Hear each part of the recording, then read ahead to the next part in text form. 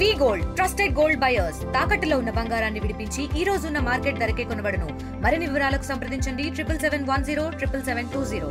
కర్నూలు వద్ద జరిగినటువంటి బస్సు ప్రమాదంలో కూడా 20 మంది మృతి, అంటే 19 మంది ప్రయాణికులు, ఒక బైకర్ కూడా మృతి చెందిన సంఘటన అయితే రాష్ట్ర వ్యాప్తంగా కూడా చర్చనీయాంశమైంది. దానికి సంబంధించి వి కావేరీ సంబంధించినటువంటి వాల్వో బస్సు ఈ ప్రమాదానికి గురి కావటం, దానికి గల ప్రధాన కారణాలు కూడా పోలీసులు అన్వేషిస్తున్నారు. ఒక నిర్ధారణకైతే కూడా రావడం జరిగింది. అసలు ఈ బండికి సరైన పత్రాలు లేవు, సరైన అనుమతులు లేకుండానే ఇది ట్రాన్స్పోర్ట్ సర్వీస్ చేస్తుందని చెప్పేసి కూడా ఒక వార్తలు వినిపిస్తున్న నేపథ్యంలో అసలు ఈ ప్రమాదం ఎలా జరిగింది, దీనిపై వీరు వి కావేరీ ట్రావెల్స్ సంబంధించి ఎవరైతే యాజమాన్యం ఉన్నారో వారు ఏ విధంగా స్పందిస్తున్నారో, మనతో పాటు ఇక్కడ ఉన్నారో సంబంధించిన వెంకటేశ్వర్లు వారు మాట్లాడి తెలుసుకునే ప్రయత్నం చేద్దాం. స్వామి, చెప్పండి, జరిగిన సంఘటన అయితే చాలా బాధాకరమైన విషయం. అంటే ఈ ప్రమాదంలో 20 మంది కూడా మృతి చెందడం జరిగింది, ఒక బైకర్తో కూడా. అసలు ఎలా జరిగింది ప్రమాదం, అసలు మీకు ఏ విధంగా వచ్చింది ఇన్ఫర్మేషన్? మాకు వచ్చే విషయం ఏంటంటే, కల్లూరు దగ్గర రాగానే, కల్లూరు దాటంగానే చిన్న టేకూర ఏది ఉంది ఆ ఊరు దగ్గర రాగానే బైకరు సడన్గా అడ్డం వచ్చేసాడు. అడ్డం వచ్చేటప్పటికి స్కిడ్ అయిపోయింది. స్కిడ్ అయ్యి మన బండి దగ్గరికి లోపలికి వెళ్ళిపోయింది. అక్కడ ఈ పెట్రోల్ ట్యాంక్ పగిలిపోయి మోటార్ సైకిల్ది ఫైర్ అంటుకోవటం వలన ఈ డోర్స్ పైపులు ఉంటాయి కదా, ఆటోమేటిక్ పైపులు, అవి ఆ పైపులు కూడా కట్ అయిపోయినాయి, ఆ వేడికి కట్ అయిపోయినాయి. కట్ అయ్యడం వల్ల మెయిన్ డోర్ ఓపెన్ అవ్వలేదు. మా ఎగ్జిట్ డోర్ ద్వారా బయటికి లాగారు, కొట్టారు, కొంచెం హ్యామర్స్తో కొట్టి బయటికి తీశారు జనాలు.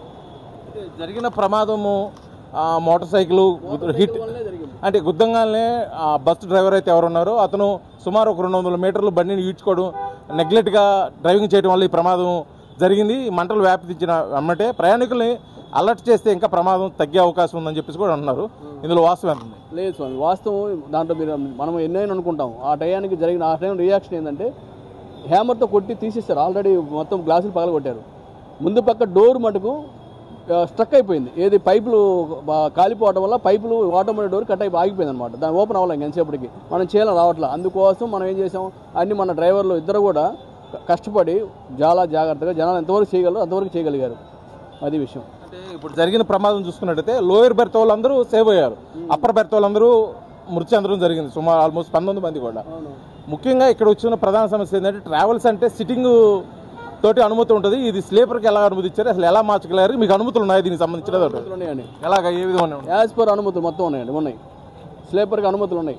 యాజ్ పర్ ఆర్టీ యాక్ట్ ప్రకారం స్లీపర్కి అనుమతి ఇచ్చారు. అంతలో అన్ని స్టేట్లు ఇచ్చారు. స్టేట్ వైడ్ దేశవ్యాప్తం ఆల్ ఇండియా పర్మిట్ కూడా ఉంది మనకి. అంటే వెహికల్కి సంబంధించి ప్రయాణాలు ట్రాన్స్పోర్ట్ మొత్తం ఆంధ్రప్రదేశ్లో జరుగుతుంది, రిజిస్ట్రేషన్ మటుకే ఢిల్లీ ఇతర రాష్ట్రాల్లో ఉంటుంది. దానికి ఏంటి ప్రధాన కారణం? ఏదైనా లొసుగులు ఉన్నాయా? ఇదే ప్రధాన కారణం ఉంటుంది? లొసుగులు ఏం లేవు సార్, ట్యాక్సుల విషయమే సార్. ఒక 1 ఇయర్ ట్యాక్స్ ఓడీలో అయితే 1,22,000 సార్. అదే మనకి ఇక్కడ ట్యాక్స్ అయితే క్వార్టర్కి వచ్చి 1,60,000 కట్టాలి. 4 క్వార్టర్కి ఎంత అవుతుంది? దాదాపు 6 లక్షలు దాకా కట్టాల్సి వస్తుంది. అదే ఓడీలో రిజిస్ట్రేషన్ మనకు 1 ఇయర్ ట్యాక్స్ అంత ఉంది, 1,22,000 ఉంది. ట్యాక్స్ బెనిఫిట్స్ కోసమే మనం వెళ్ళాం, కానీ ఇంకో వేరే విత్తనం అయితే కారణాలు అయితే లేదు. ఓకే, అయితే ఇప్పుడు ఒక సోషల్ మీడియాలో ఒకటి వైరల్ అవుతుంది, coach number DD01N9490 vehicle number. దానికి ఒక పర్మిట్ వ్యాలిడిటీ 2028 వరకే ఉంది. మిగతా ఏదైనా ఫిట్నెస్ వ్యాలిడిటీ కానీ, ఏఐటీపీ కానీ, పర్మిట్ కానీ, ఇన్సూరెన్స్ కానీ ఏమీ లేవు అని చెప్పేసి ఒకటి నడుస్తుంది.